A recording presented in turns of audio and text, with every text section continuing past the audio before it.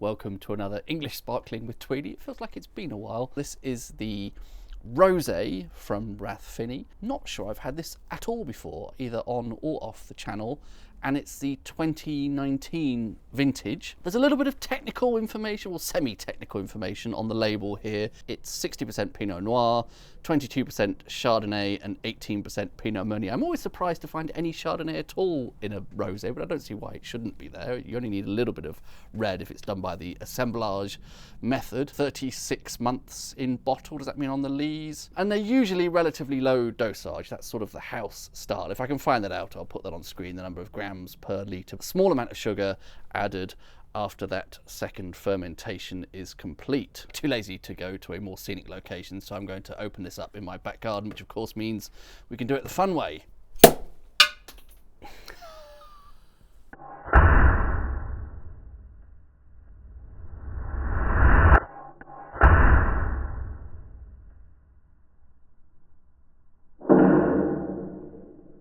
That was a very satisfactory result. I have to say, I know I may come across as a bit of a Rathfinny fanboy. None of these videos have any commercial relationships with any of these companies at all. I just buy the wine myself and drink it because I like it. But I have to say, I do really like the packaging and just the whole sort of bottle format, the shape of these bottles. I loved that 50 centilitre, the sort of pint size Rathfinny. Very narrow neck and quite a sort of bulbous base. And does seem to sabrage rather beautifully. I can smell the wine already. I'm already getting, before I've even poured it out of the bottle, just the whiff that came off as a result of sabraging the top off. I already have this kind of lovely waft of red berry fruit. Hopefully we're going to get some more of that in the glass. Yes, I would say red berry fruit, red apples. Yeah, hedgerow kind of character there.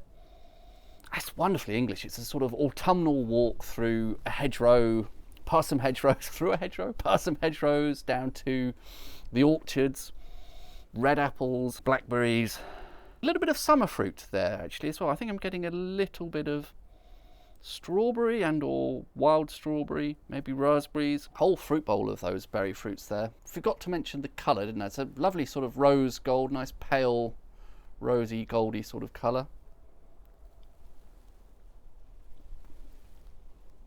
That is lovely on the palate. It's really delicate, really elegant, sort of dances across the tongue with the texture of those very fine bubbles there, almost sort of suspended, sort of levitating above the palate. And there are mineral notes. I love the balance of it. I could be wrong, and I hope I'm not just talking nonsense here. It does feel like a very low dosage wine, but that does not mean it's kind of unappealingly dry.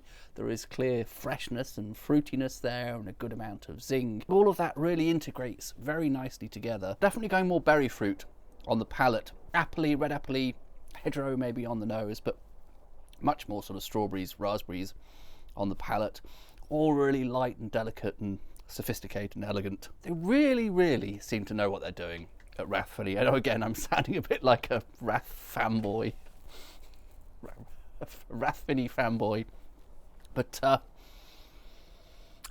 it's so smart. It really is very sophisticated English sparkling, I think. I read the official tasting notes on the bottle. You're not going to be able to see those there. And they also mention raspberries and strawberries, so I definitely think I was on the money, or at least we're in agreement there.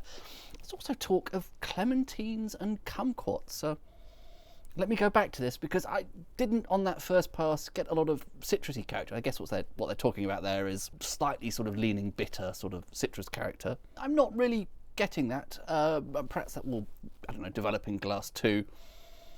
I am noticing a little bit of stone fruit sort of character there. But again, light and delicate. That's lovely. It's just very elegant. And a lot of Pinot character. I think everything I'm describing there, I believe, is coming from the Pinot. And what was it again? It was 60% Pinot Noir and 18%. So 78 of the two Pinots. I mean, it is obviously Pinot dominant. Not sure I really get that citrus. I mean, there's definitely zing there, but it doesn't quite somehow translate to citrus to me. But I can't say I miss it. I'm very happy with all that other fruit character there, the berry fruit, the stone fruit, the hedgerow fruit. Very nice, lovely balance, very well done, Rathfinny. Cheers.